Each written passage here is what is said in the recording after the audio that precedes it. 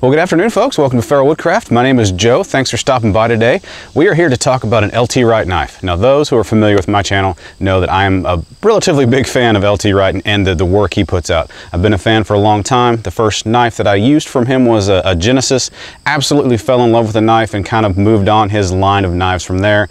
And now here we are to another brand new one to me. This one is the GNS. Now, you guys, wait. You guys are thinking, at least some of you observant folks out there are thinking, Joe, you've already got a couple videos on the GNS out there. Why are you doing another one? Because this one's different. This one is an AEB-L Stainless Steel.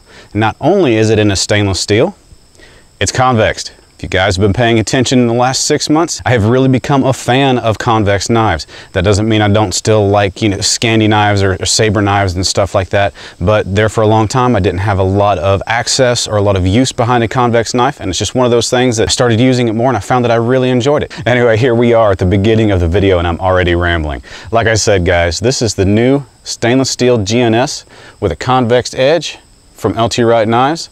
Let's go ahead and go over the specs so you guys are a bit more informed about the knife, and then we'll get on to having some fun. Again, this is the GNS from LT Wright Knives. The overall length is 9 1/2 inches long. The blade length itself is 4 1/2 inches long. The steel, like I said before, is AEB-L Stainless Steel. The thickness of the blade is 0.09 on the spine. It does come with a convex grind. It is a full tang knife that is fully exposed, and it does come with a leather sheath. The sheath that you see here is one that I have wet formed. The sheath does not come wet formed, but it's easy enough to do. I will include a link at the end of this video showing you how to easily wet form these sheaths. And the price point for this blade starts at around $190, depending on what is available and what options you choose. Okay, well, I have to admit, guys, I am extremely excited to show off this knife to you today. I have loved this design for a long time. This knife has been around for a really long time, or at least the basic profile or idea of this knife. However, it is unique in that it comes in stainless steel that is new to LT Wright. It is unique also that I believe this is one of the first, if not the first, true convex grinds that LT has put out. So it is pretty exciting to me. I love all these things coming in together because I really like stainless steels, or at least the higher end stainless steels. I really like convex edges, and I love the overall design of the GNS. So it's really exciting to see those three all come together into one package. Anyway, let's jump right into this. I don't want this video to be too terribly long.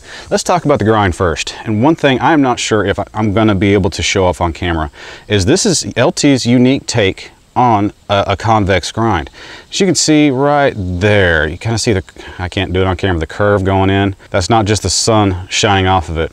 That is where you can see the start of the convex. The grind starts up pretty high. However, you can feel it stays pretty thick and then it starts to taper off on that rounded convex, and then it does have that more convex secondary there. The reason I'm trying to point that out is because it kind of reminds me of, kind of like a mix between a saber grind and a convex grind, in that it is still rounded pretty much throughout the entirety of the blade. However, it is a lot thicker up here than some other convex profiled knives. So it still kind of acts like it's a saber in that it's a nice wedge form to it, so it batons extremely well. Now, you guys know I'm not a huge batoner, but it does work for that task. And honestly, because this is a new knife steel to me, I really wanted to give this knife a workout over the last 2 months since I got it at Blade Show. I have treated it like the proverbial redheaded stepchild, and it has performed flawlessly. I've pounded it through some things I probably shouldn't have pounded it through, but it did work really well. It holds up a nice edge, so that AEB-L steel, it does hold up a good edge. I've done a little bit of research on that steel, and it seems to be the most comparable as far as a stainless steel to Elmax. There are some differences there, some significant ones, but that seems to be the closest comparison. It does seem to hone up a little bit easier than Elmax, but that could just be my perception there. That I could be wrong in that. It does seem every bit as tough. The edge retention seems every bit as much there, just a little bit easier to hone up. Anyway, I'm getting ahead of myself. Back to the convex grind. This convex grind does everything I like to see from a convex grind. It takes off a little material very easily. It takes off a lot of material very easily. It is very controllable. But because that steel is thick right behind that razor's edge, there's a lot of meat back there, so there's a lot of strength behind it. It doesn't roll out or chip nearly as easily as a Scandi blade or a full flat grind. A full flat is in a full flat that doesn't have a secondary to it. It works great at feather sticks. It works great at fine carving. Just the profile of this blade here, that fine tip. This is one of my favorite tips on a knife. As far as a fine woodworking bushcraft knife, this is absolutely one of my favorite designs. That tip right there, it is so nice and thin. The blade is so beefy. There is not a lot that you can't do with this style of a knife. And just because this Convex does have a lot of beefiness behind the actual edge itself, doesn't mean it's not good at push cuts and stuff like that. It is actually pretty good at push cuts. It doesn't quite compare with a Scandi, but it does almost just as well. Cutting out some square notches or working out the V-notch in a bow drill set, it does incredibly well. And yes, it will work up a bow drill set very well with relative ease. A lot of you guys may have actually seen that video. I did a video with Ben from Living Survival on how to make a bow drill set and effectively use it. This is the knife I used in that video. I'll throw in some snippets here and there, but that is not going to be the subject of this video today. This video is going to be more so of an overall impression of the knife or overall use of the knife. It's not really going to be any specific one task. But anyway, enough rambling, Joe. Let's get on with this. Let's talk about the handle. The handle is incredibly comfortable. Now, a lot of you may remember, the guys that have been around for over a year, the last GNS video I did have some complaints about the handle.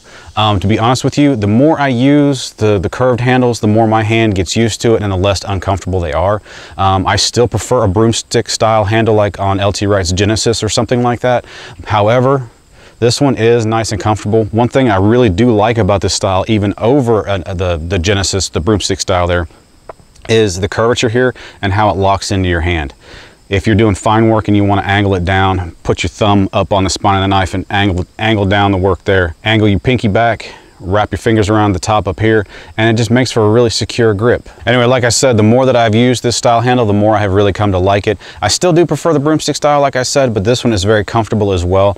There are no hot spots. Me personally, I do get kind of fatigued after a long day's worth of work with it, but again, you know, it's a personal preference thing and how it fits your hand. That's not a critique on the knife. Like I said, to hold it and to use it, it is very comfortable. I have treated this kind of hard. I'd have left pine sap on it. I have cooked with it. I've cut tomatoes, I've cut onions, stuff like that, and not washed it immediately. It has not picked up a patina.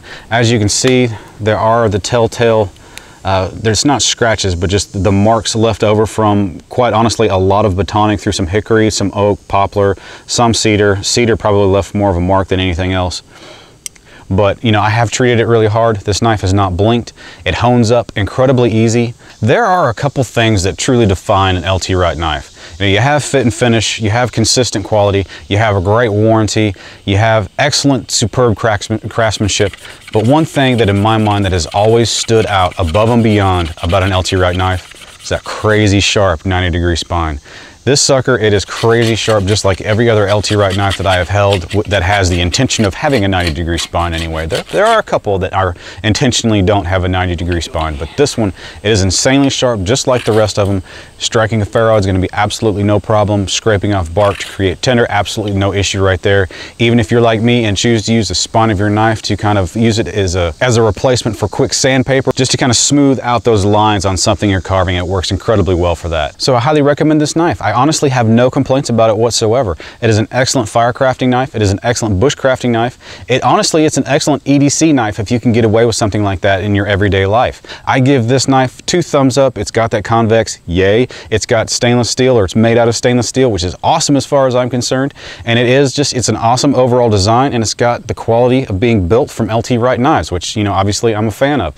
So I highly recommend this knife. There will be links in the description of this video. Anyway, folks, thank you very much for being here today. I hope you have found this video helpful. I know it's an older design, but it is a new take on an older design, which I'm really impressed with. I like this knife quite a bit. If you've enjoyed this video, please go ahead and give me a thumbs up. I would appreciate it very much. Also, folks, if you enjoy content such as this, please go ahead and make use of the red subscribe button right down here. And as always, folks, hit up the comment section. Let's talk about this knife, any other knife of a comparable size that you would like to talk about. Ask questions, give me suggestions for future videos, and I will see you next time. You guys have a great day. Thanks for being here.